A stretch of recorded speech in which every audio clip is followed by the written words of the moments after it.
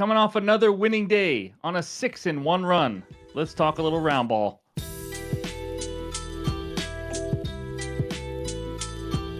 What's going on, everyone? Welcome back in to another episode for Just a Bet Outside. I am your host, Steven, and we're back to talk some more NBA action. A 3-1 day. We'll tell you how we just missed the sweep in the recap. You probably already know it was insane. But either way, 6-1 in the last 2 days. We will take it, and we'll go over that recap in just a bit. Quick reminder, NFL Best Game Bets video is out now. That's right, for the Saturday and Sunday NFL Wildcard Round playoff games. We give out the best trends, and I give out my best bets as well, whether it's side totals, team totals, things like that. The NFL player props and anytime touchdowns video will be out Thursday night, so stay tuned for that. But any graphics you see in this video are from an app called OUTLIER. As you guys know, it's the best betting research tool on the market today. If you want to give it a shot, you have nothing to lose. Click that link below, and you get a 7-day free trial. I always believe if you want to be profitable long-term in sports betting, you need tools like this one. So let's get into it, and that means it's dad joke time. Here we go. Okay, so 2 guys walked into a bar. The third guy ducked. That's it. That's all I got. In this video, we're going to recap yesterday. Nice 3-1 day, and then we're going to talk defenses versus the power forward position, and then we'll go over our best bets and the recap. So hit that like button if you haven't already. Leave a comment below to help this channel continue to grow. I am so thankful for every single one of you. If you're new to the channel, hit that subscribe button. Come join this awesome community. And while you're at it, go click that Discord button. It's completely free. We talk sports every single day. But let's get into it. And that means it's recap time. All right, there it is. A nice 3-1 day. Jared Allen over 11.5 rebounds plus assists. That was one easy cash. Man, I love those ones. I don't need more gray hair, and he made it easy for us. So nice 1-unit winner. Here's why we didn't get the 4-0 sweep and why we're not on a 7-0 run. Because Tim Hardaway Jr., congratulations. You have recorded your first block of the entire NBA season. What? WTF? Seriously, guys. I mean, we're always going to remember when he got that block because we went under. Will we run this back again? Possibly. It's definitely an option as well, but it is what it is. He blocked Keon Johnson's layup, so thank you, Keon, for that. And then RJ Barrett, 15-plus points. Giannis, 25-plus. Let me tell you, this alt-line parlay needed every bit of the alt-line. RJ Barrett, 15. He scored 16 points. He had 13 at halftime and scored 3 in the second half.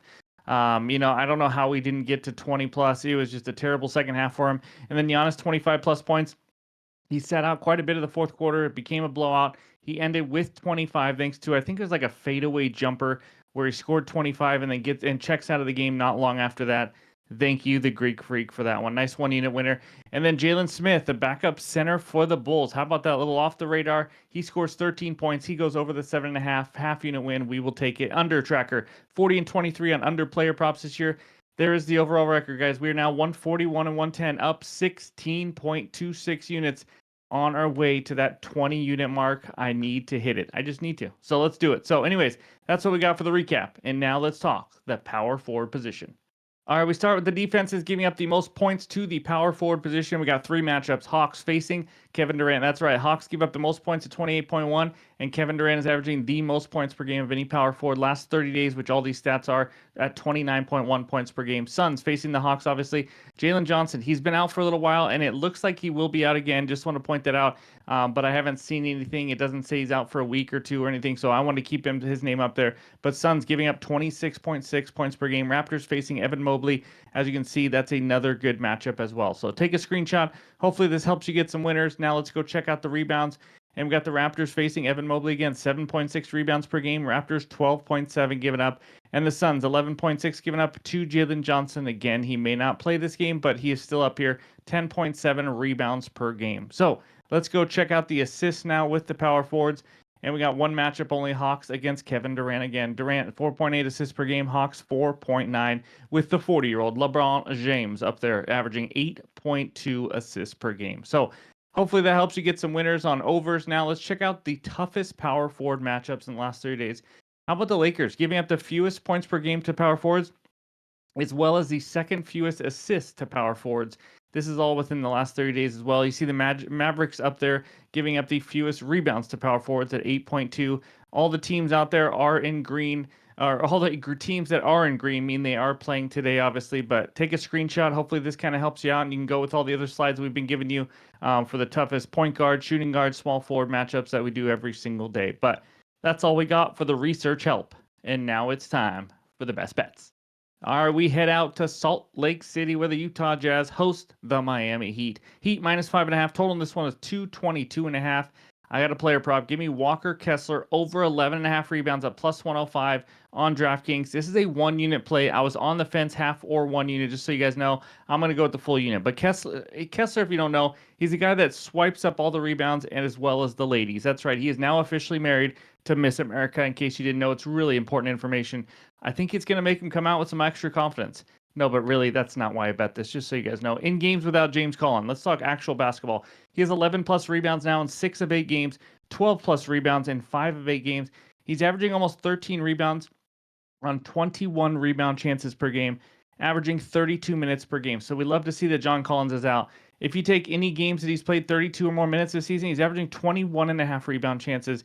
I mean, if we're just looking for 12 rebounds and he's going to get 21 rebound chances, I love my chances there. Over an 8 of 15, but he has a great matchup here. That's right. In the last 3 days, the Miami Heat have allowed the 4th most rebounds to centers. Kessler just played them like 4 days ago. And guess what? It was a blowout. He only played 26 minutes. And guess what? He still got 16 rebounds on 24 rebound chances. Insane. Even with all the makes by Miami, he still crushed it. Why? Because he's a great offensive rebounder also. He had 7 offensive rebounds in that game.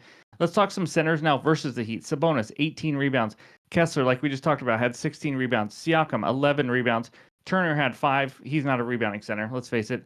That's why I use Siakam in this one. Şengün had 18 rebounds. I mean, there's potential for a big rebounding night here. Hopefully we can get a somewhat competitive game and the Jazz don't get completely blown out. Being at home, maybe. The books think it'll be a little bit closer. It's still 5.5. I like it. So possible ladder spot, but again, I'm just going to go over 11.5. I like the plus money here. So give me Mr. America over 11.5 rebounds as my first best bet. All right, the second one takes us out to Memphis, Tennessee, where the Grizzlies host the Houston Rockets. Rockets -2. Total in this game is 233.5. I got a half unit play. It's an under. Give me Alperen Şengün under 10.5 rebounds. I got this at plus 100 on DraftKings. Again, a half unit play here. Amen Thompson is the key. If you don't know, he's an absolute freak of an athlete, an elite rebounder. With Jabari Smith and Tari Eason out that they have been in the last few games, Amen Thompson's been playing huge minutes, like around 40 the last 2 games. So in the 3 games without Eason and Smith, Şengün is actually under this line in all 3 games, averaging only 14 rebound chances per game. Now, if you're only averaging 14, you shouldn't have a line of 10.5. But even in the best possible matchup, like last game versus the Wizards, Şengün still stayed under this line. So, like I mentioned in the last 2 games, Amen played 40 and 41 minutes. If you want to just talk about why he's taking chances away, he grabbed 16 and 15 rebounds on 19 and 21 rebound chances.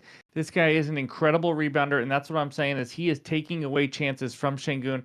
Like I said, he's averaging 14 rebound chances per game with Amen playing these big minutes now. On the season, Şengün is averaging 18.5 rebound chances. So we're talking a difference of 4.5 rebound chances. Yes, small sample size, but you can see it when you watch. Amen Thompson is getting a ton of rebounds. So overall, he's under this in 21 of 56 games, averaging 10.42 rebounds per game. So his average is right around this 10.5 line.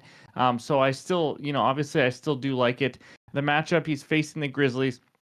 Slightly below average matchup here in rebounds allowed to centers. Şengün has gone onto this line in 4 of the last 5 games versus the Grizzlies. Yes, he went over in the matchup earlier this season, but again, the lineup was different in how it was constructed with Amen Thompson playing big minutes now. So I'm going to take a chance, even though it's a smaller sample size with this new lineup, with the injuries they've had. I just don't like what I've seen. I mean, he didn't even go over this against the Wizards, and they are as terrible as it gets when it comes to giving up rebounds to centers. So let's take the big man under 10.5 rebounds as my second best bet. All right, before we get into this third bet, I do want to say I said Şengün went under that line in 21 of 56. He hasn't played that many games. It's 21 of 36. Also, you could possibly go with Amen Thompson over rebounds. They're both correlated in my opinion, but just want to point that out. So this third one takes us out to Detroit, where the Pistons host the Golden State Warriors. Pistons -3. Total in this one is 219.5. You already know. Give me Hardaway Jr. under a half a steal plus block plus 125 on Bet365. Another half unit. We're running it back. We ran it yesterday. If you're new to the channel, we've run this like 4 times. I think we're 2 and 1 and 3. This is the 4th time. I don't know, whatever it is. It was plus 115 yesterday because he got his first block of the NBA season. This line is now plus 125. I mean, we have to. Again, it's a value pick. He's under this line of 25 of 34 games. We are getting a 74% hit rate at plus 125. That's all I'm going to say. More minutes means nothing to him. He's under an 11 of 14 games with 30 plus minutes. The opponent doesn't matter. He doesn't try to get steals or blocks, really. This is an awful bet to root for, like I've talked about. It takes one bad pass to him. It takes one block, like he did on Keon Johnson yesterday, unfortunately. But it was his first block of the season. Congrats. He got that out of his system. We got to run it back. There's no deep analytics, no defensively. Here's why he's going to not get a steal or block. There's just nothing. It's just a value play plus 125 on something he's done 74% of the time. Let's do it. Give me THJ under a half a steal plus block as my third and final best bet right now. There's a ton of props I'm still waiting on, so you're going to get more bets in the morning on X, on Discord, and in the pinned comments below. But before we get out of here, let's check out the recap. All right, there it is. Walker Kessler over 11.5 boards at plus 105 for 1 unit. And then Alperen Şengün under 10.5 rebounds, plus 100 for a half unit. Again, I don't mind Amen Thompson over 10.5 rebounds. If you listen to it, you know it's a correlated play to me, but I'm going to go with the under for Şengün. And then Tim Hardaway Jr., we're running it back under a half a steal plus block. That is not a misprint. That is real. Plus 125. That is a half unit play. So that's what we got for today. Again, more plays will be added. Just waiting for some more props to come out and things like that. So thank you for watching. As always, I appreciate it. Hit that like button if you haven't already. But hope everyone has a great Thursday, and we'll talk to you soon.